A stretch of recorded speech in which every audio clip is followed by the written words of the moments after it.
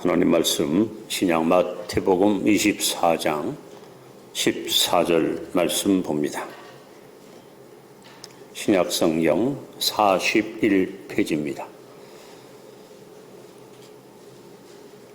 마태복음 24장 14절 한 절입니다. 우리 한 목소리로 합독하겠습니다.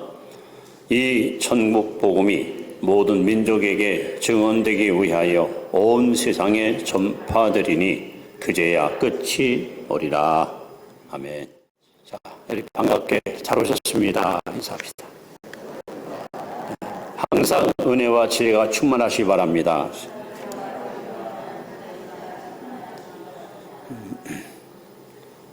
아, 1983년 5월 5일 어린이날이죠. 제가 경상북도에서 개척교회를 섬길 때에 오후 1시에 사이렌이 1시간 넘게 계속 울렸습니다. 도대체 무슨 일인가 궁금해서 TV를 틀었더니 그 자막이 떠요. 중공 민항기 불시착. 아마 6.25 이후에 처음으로 중국 비행기가 한국 땅에 날라온 위기 상황이 갑자기 일어나게 됩니다. 105명의 승객과 승무원이 타고 있는 비행기를 6명의 납치범들이 비행기를 납치해서 대만 망명을 시도하려고 그렇게 한국에 중공 비행기가 날라왔는데 강원도 춘천 공군 비행장에 불시착했던 사건이 있었습니다. 그 비행기가 화면에 떠 있는 것을 제가 유심히 떨어지게 바라보고 있는데 성령께서 두 번 아주 또렷하게 저에게 말씀하십니다. 앞으로 저 비행기를 타고 한국 선교사들이 중국 본토에 들어가서 선교할 날이 올 테니 그때를 대비하라. 그때를 예비하라. 두 번 저에게 말씀하셨습니다. 마음으로는 제가 의심했습니다. 말도 안 되는 소리. 당신은 중공입니다. 오랑캐입니다. 한국하고는 적대 관계의 그야말로 원수의 나라입니다. 그런데 하나님께서 과연 말씀하신 그대로 1992년 노태우 정권 때 중공과 수교를 맺고 지금 많은 한국 선교사들이 중국 본토에 가서 복음을 전하고 있습니다.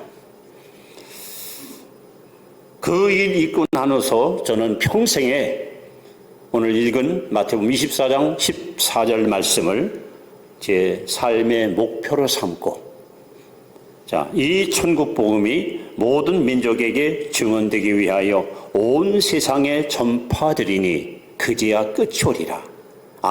예수님이 언제 재림하시는가? 복음이 온 세상에 전파된 후에 주님 오시는구나. 그렇다면 이 시대를 살아가는 저와 여러분과 우리 교회가 할 일이 뭐냐? 이 천국 복음을 온 세상에 증거하는 일. 이것이 바로 우리에게 주어진 역사적인 사명입니다. 특히 사도행전 16장 6절에 보시면 바울 사도가 1차 선교여행을 성공으로 마치고 안디옥에 들어와서 보고를 합니다. 그리고 다시 신라를 데리고 2차 선교여행을 아시아 쪽으로 가려고 시도하는데 성경에 이렇게 써 있습니다. 성령이 아시아에서 말씀을 전하지 못하게 하셨다. 그래서 바울은 계속 기도합니다. 예수 모르는 불쌍한 영혼들한테 복음을 전해야 되는데 왜 막으십니까? 길을 열어주시옵소서. 계속 막는 거예요. 결국 트로아에서 기도 가운데 한밤중에 환상을 보여주고 저 유럽에서 한 여성이 우리나라에 와서 복음을 전하려고 요청하는 것을 보고 바울 일행은 아시아가 아닌 유럽으로 발걸음을 돌려서 여러분 유럽 기독교 문명을 이렇게 탄생시켰습니다. 기도는 이 사도행전 16장 6절을 읽을 때마다 2000년 전에 하나님께서 왜 아시아 쪽으로 바울의 발걸음을 가지 못하도록 막았을까? 여러분 현재 세계 인구가 79억입니다. 그중에 아시아 인구가 46억 4천 명이 넘습니다. 특별히 세계 5대 종교, 기독교, 유교, 불교, 신도, 이슬람교 5대 종교가 전부 아시아에서 발생했습니다. 하나님은 아시아 46억 이 영혼을 한국교회에다 맡겼구나. 한국교회가 바로 아시아를 복음화시키는 선교 대국으로 하나님을 쓰시기 원하시는구나. 이 사실을 깨닫고 나서 저는 평생 선교 지향적인 목회, 한국교회가 할 일은 오직 하나님이 원하시는 선교를 주도하는 교회.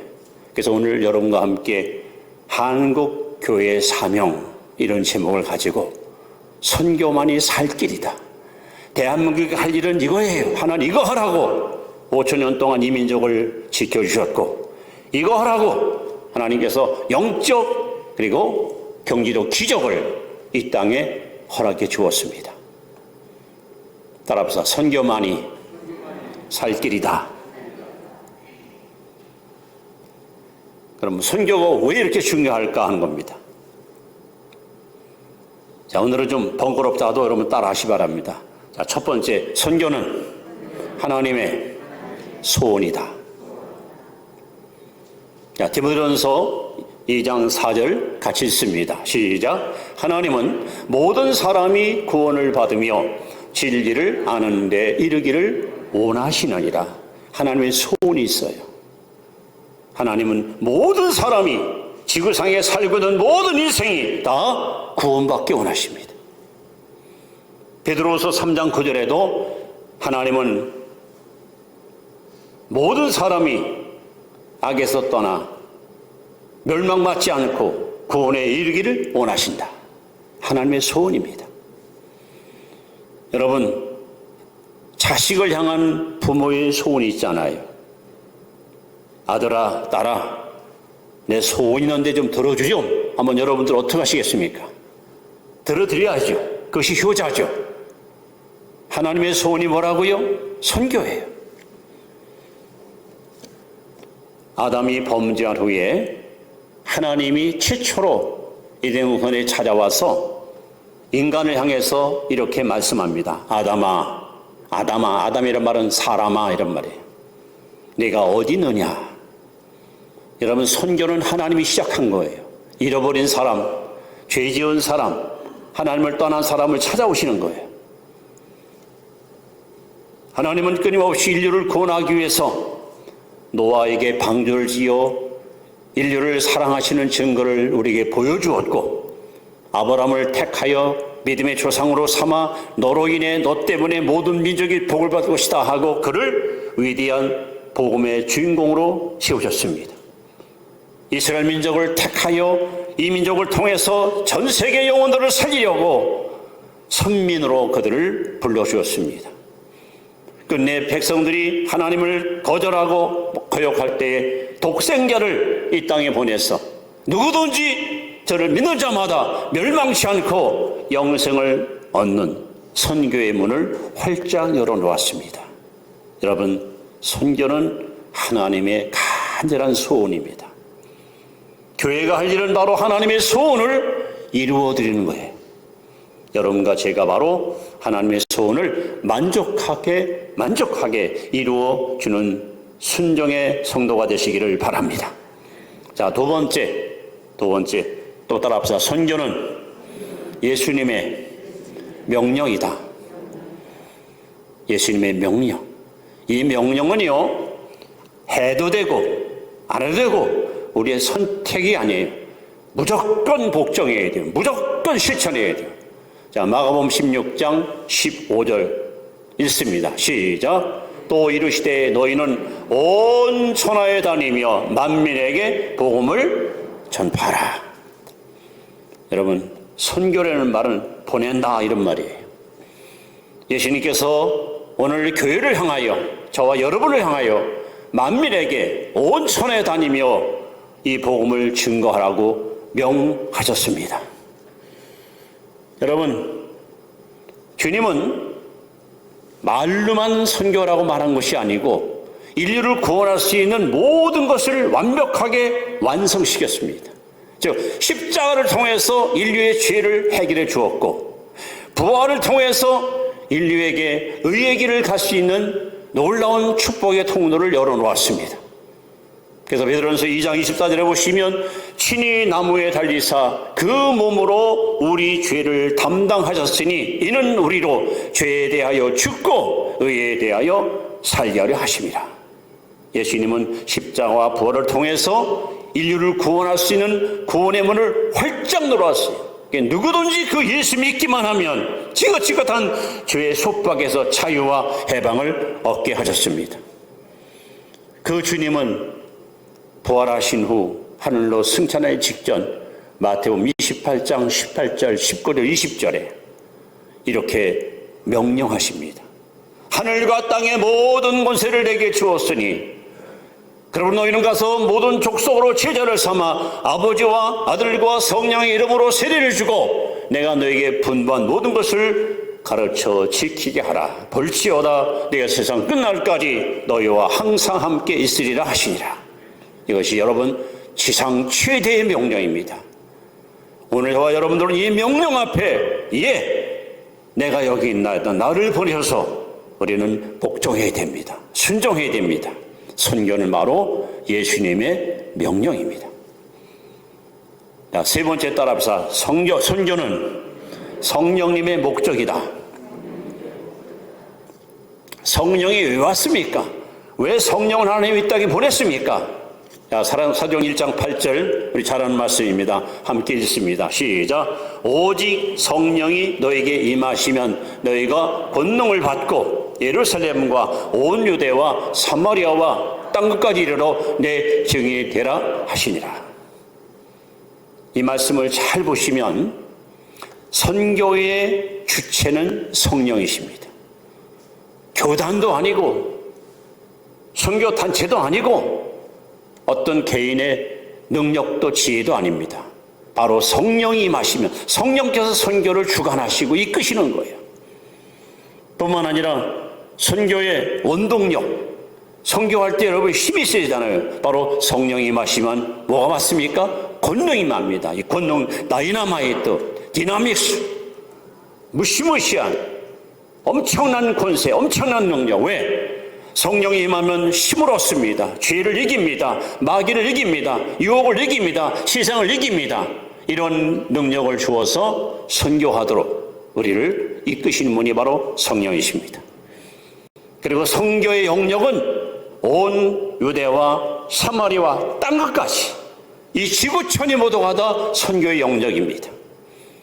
그리고 선교의 바로 그 주인공이 누구냐? 증인입니다. 증인이라는 말은 순교자라는 말입니다. 아주 순교를 각오하고 선교하라는 거예요. 여러분, 선교는 성령의 목적입니다. 하나님이 성령을 보내신 목적은 이거 하라고 여러분 성령을 주신 거예요. 우리가 성령 충만 받아가지고 은사 받은 거 자랑하고 드러내라고 준 게 아니라 영혼을 사랑하고 죽어가는 생명을 살리라고 하나님이 성령을 보내주었습니다. 네 번째 따라보자. 선교는 성경의 주제다. 성경의 총 주제가 바로 선교입니다. 자, 요한복음 20장 31절 말씀을 같이 봅니다. 시작. 오직 이것을 기록함은 너희로 예수께서 하나님의 아들 그리스도이심을 믿게 하려 하며 또 너희로 믿고 그 이름을 힘입어 생명을 얻게 하려 함이니라. 성경을 기록한 목적을 여기 기록하잖아요. 성경을 왜 썼는가? 성경이 왜 필요한가? 선교하라고. 그래서 여러분 구약 성경을 읽어보시면 39권 타락한 인간을 구원하려고 시대마다 하나님이 당신의 종 선지자를 이 땅에 보내 그래서 회개하고 주께 돌아오라고 악을 떠나고 우상을 버리고 하나님 품으로 오라고 구약에는 수많은 선지자들이 나타나서 자국민과 이방 나라에게 하나님 말씀을 선포하는 이야기가 구약의 이야기입니다. 그리고 신약은 바로 인류를 구원하려고 예수님이 이 땅에 오신 예수님 이야기가 마태, 마가, 누가, 요한복음, 복음서입니다. 그리고 사도행전은 성령 받은 제자들이 전 세계에 나가서 선교하는 일에 일생을 바쳤던 선교행전, 이것이 바로 사도행전입니다.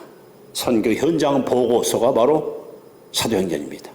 나머지 여러분 다른 서신은 모두가 다 선교의 결과로 나타난 교회의 일들을 하나하나 세밀하게 권면하고 그리고 격려하는 내용이 다른 복음서에 기록되어 있습니다. 여러분, 눈이 많이 내리면 산도 들도 하얗게 뒤펴져. 또 여러분 동해나 서해나 바다 가시면은 그 검푸른 물결이 온 바다를 뒤덮고 있죠. 뿐만 아니라 비가 또 많이 오면은 그 홍수가 여러분 얼마나 많이 인명을 피해를 주기도 하고 재산을 피해도 줍니까? 마찬가지로 우리 성경을 창세기부터 계시록까지 쫙 읽어보시면 온통 선교 이야기입니다.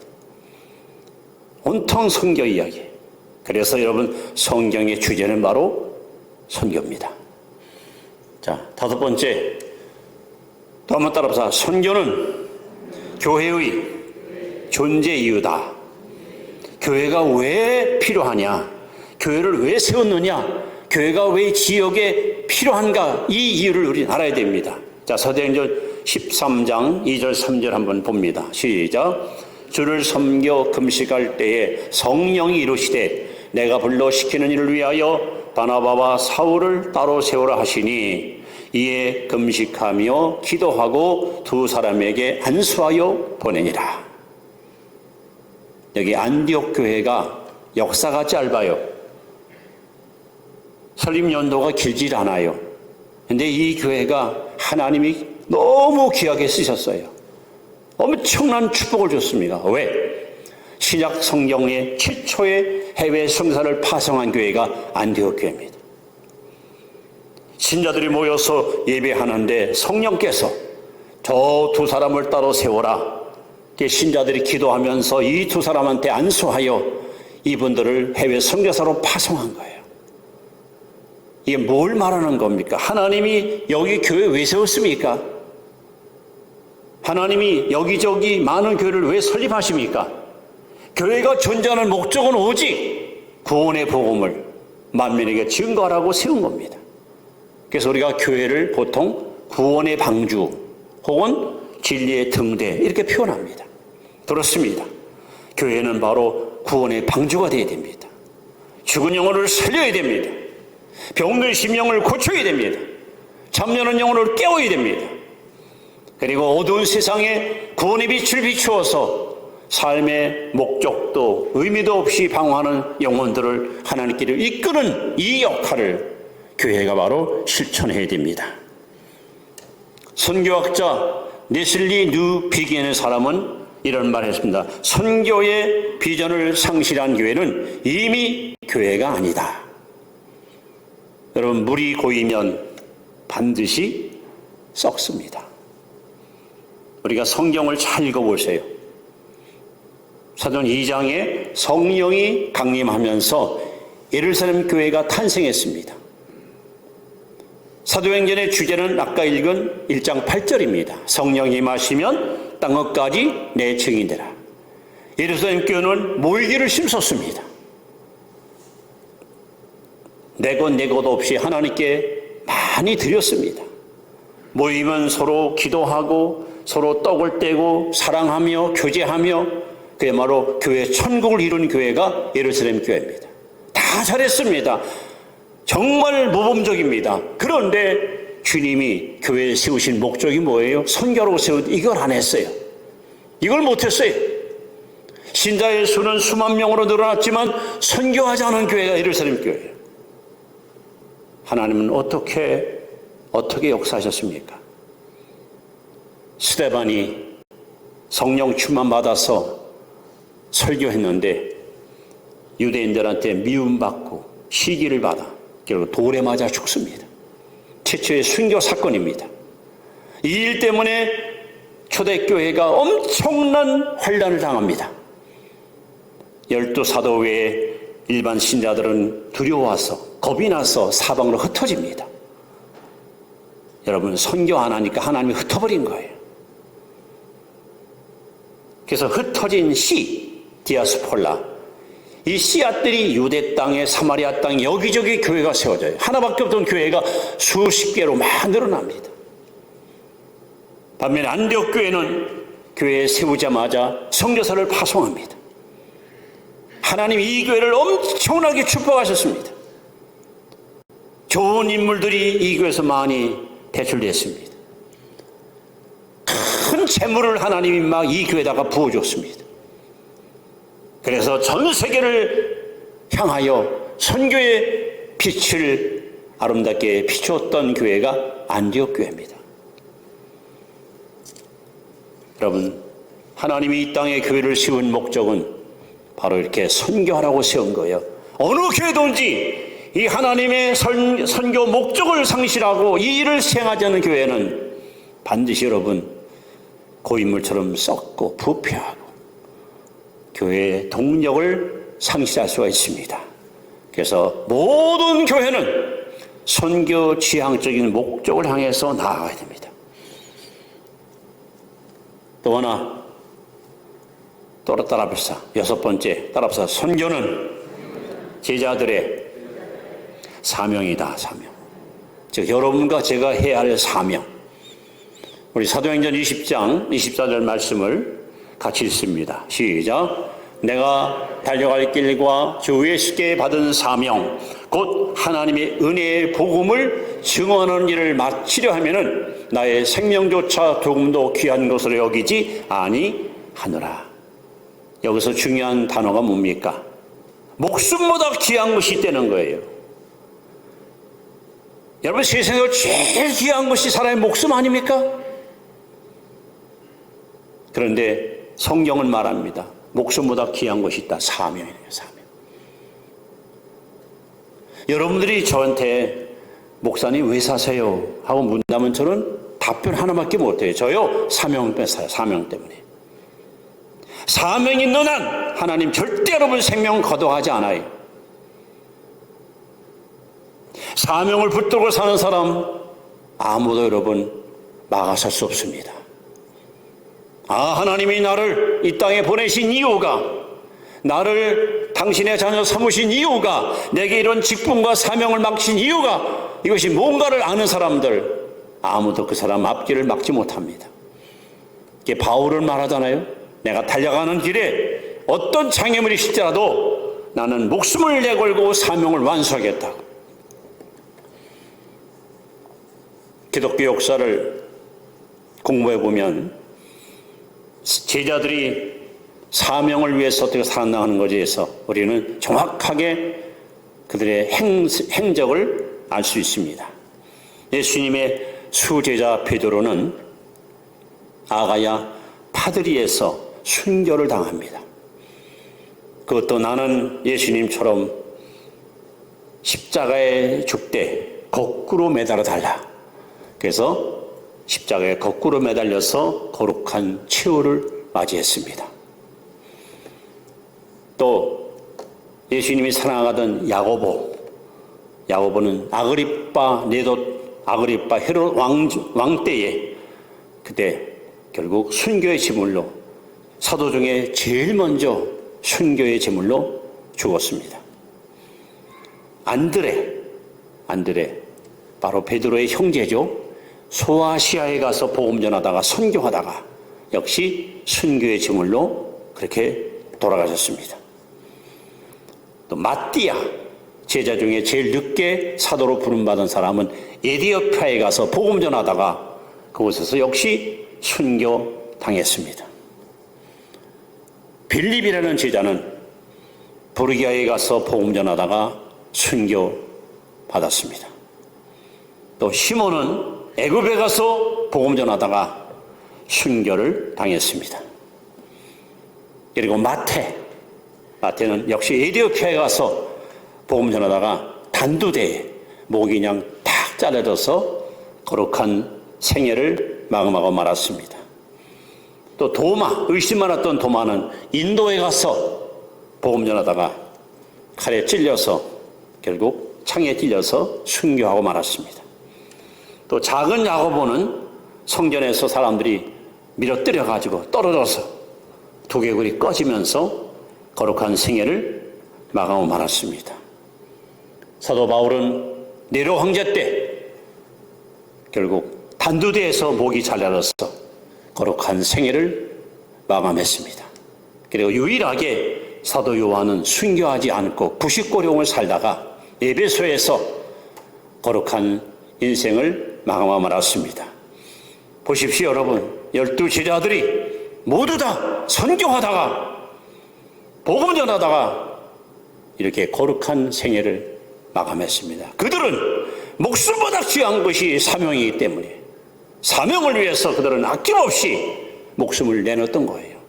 그들의 피가, 그들의 희생이 오늘 수억의 이 땅의 기독교를 만드는 미끄럼이 된 것입니다. 성도 여러분, 선교의 바늘, 이 선교의 바늘은 서쪽을 향해서 계속 흘러가고 있습니다. 선교 역사를 공부해 보시면 동쪽으로 선교했던 데는 다 실패했어요. 러시아, 인도, 중국 다 실패했어요. 예루살렘에서 시작된 이 선교의 불이 아까 말씀한 안디옥으로, 로마로, 서바나, 포르투갈, 스페인, 그 다음에 영국, 그 다음에 미국, 그 다음에 한국, 이게 서쪽으로 계속해서 방향이 흘러갑니다. 그래서 지금 대한민국 땅에 성령님이 임재해 계시고 지구 역사상 가장 짧은 130년 역사 속에 수많은 교회가 세워지고 이렇게 많은 사람들이 하나님을 예비하는 선교의 강국으로 이 민족을 하나님이 굳게 세워주었습니다. 또 이 선교하는 나라들마다 문화가 아주 강성합니다. 여러분 역사 흐름 보시면은 최초의 히브리 문화, 이 히브리 문화가 헬라 문화로, 헬라 언어, 헬라 문화가 소위 그 독일이 아니고 로마 라틴 문화로, 이 라틴 문화가 다시 이제 독일 문화로, 독일어가 다음에 영어 문화로, 그 지금은 이제 한글. 여러분 지금 지구상에 한글을 배우는 사람 앞으로 보십시오. 더 엄청난 열풍이 일어납니다. 여러 나라 사람들이 한글을 모르면 이제 사람 구실 못한다고 할 만큼 한글을 배우려고 얼마 많은 세상 젊은 사람들이 한글 학당을 찾아옵니다. 이게 우연이 아니에요. 하나님이 하시는 거예요. 요즘 여러분 많이 접하는 소식이잖아요. K자, 한국 K자 들어가는 거, 뭐 K팝, K뷰티, 뭐 K음식. 하나님께서 이 나라의 국격을 높여주시고 한류의 문명이 세계를 집어삼키는 쓰나미처럼 밀려가는 엄청난 축복을 하나님이 이 땅에 부어줍니다. 작년 12월 말 통계청에서 나온 보도 보니까 우리나라 수출 수입 역대 최고의 수출을 했습니다. 전 세상이 코로나 때문에 다 어려운 가운데 불구하고 하나님께서 이 대한민국을 축복하셔서, 여러분 정치를 잘해가지고요? 그렇습니까? 아닙니다. 하나님이 이 나라를 축복하시는 거예요. 왜? 선교하라고. 아까 얘기했잖아요. 아시아 46호, 이거 우리 책임이에요. 그 영혼을 살리라고 하나님께서 우리나라를 높여주는 거예요. 우리가 가난하면, 우리 힘이 없으면 여러분 일 못하거든요. 하나님께서 우리나라는 지구상의 유일한 분단국가예요. 영토도 크질 않아요. 인구밀도가 높아요. 자원도 없어요. 근데 너무 잘 살아요. 너무 축복받았어요. 하나님이 축복하신 거예요. 왜? 선교하라고. 그래서 저는 지난 1983년 5월 5일 날 성령께서 저에게 앞으로 저 비행기 타고 중본토에 가서 복음전을 반드시 올 것이라고 할 때, 그때는 제가 이게 말도 안 되는 소리야. 아니 중공은 우리 원수 나라인데 어떻게 중공으로 가 했더니 보십시오 여러분. 하나님께서 놀랍게 역사하시잖아요. 노빈슨 샘슨이라는 학자는 유명한 말을 했어요. 일본은 자동차와 전자제품을 팔아가지고 전 세계를 갖다가 지배하는 경제국가가 되었고, 중국은 음식점, 음식 문화 갖고 전 세계에 퍼져서 나라마다 중국 음식이 없는 곳이 없어요. 근데 한국은 한국민이 가는 곳마다 교회를 세워요. 교회. 이게 우연입니까? 저 알라신을 섬기는 사우디에도 한국 교회가 있습니다. 한국 사람들만 예배드리는 걸 허용을 해, 국가에서. 우리나라는 경제대국 혹은 정치대국 혹은 문화대국, 그게 아닙니다. 선교대국. 지구상에서 예수를 제일 잘 믿는 나라, 기도 제일 많이 하는 나라, 하나님을 가장 사랑하는 나라, 인류를 향해서 구원의 복음을 증거하는, 선교하는 나라. 이것이 대한민국이 이 땅에 존재한 이유고, 이것이 우리가 마지막 때 해야 할 우리의 임무 사명입니다. 그래서 아까 읽은 본문 말씀처럼 이 모든 하나님의 말씀의 복음이 온 세상에 전파되리니 그제야 끝이 오리라. 주님 언제 재림하십니까? 복음이 전 세상에 증거되는 오십니다. 이걸 누가 전합니까? 한국교회입니다. 하나님 이거 하라고 이 땅에 경제적인 기적과 영적 기적 두 가지 선물을 우리에게 주신 거예요. 아무리 봐도 우리가 잘 살 수 있는 여러 가지 조건이 없어요. 방금 말씀드렸던 나라가 반이 갈라져서 툭하면 미사일 쏘고 언제 전쟁할지 모르는 불안감이 있어요. 인구 밀도 높아요. 자원도 부족해요. 수출 팔로 막히면 우리나라 경제 마비됩니다.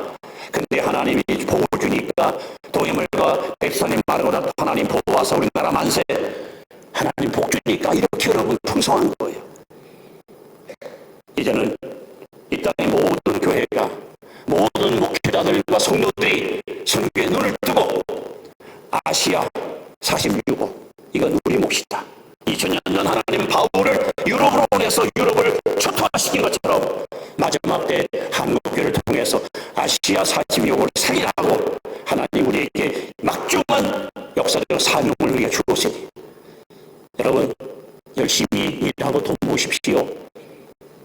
열심히 공부하고 실력을 사십시오. 다만 보는 것이 목표가 아니라 영혼을 사랑하는, 예수 모르는 나라에 성교사를 파송하고 성경을 보급하고 교회를 세우고, 이걸 위해서 여러분 열심히 돌아야 됩니다. 그럼 하나님께서 여러분 틀림없이 안디옥교회처럼 여러분을 축복하시고 이 교회를 축복하시고 정말 크게 우리를 들어 쓰실 것입니다. 우리 모두 대한민국, 특히 한국교회는 선교 대국으로 우뚝 서서 하나님 앞에 가장 위대하게 쓰임받을 것을 여러분 기대하면서 우리 모두 선교 지향적인 인생의 목적을 가지고 하나님 앞에 더욱 헌신, 충성, 봉사시 바랍니다. 기도합니다. 하나님, 선교는 하나님의 소원이며 예수님의 명령이며 성령님의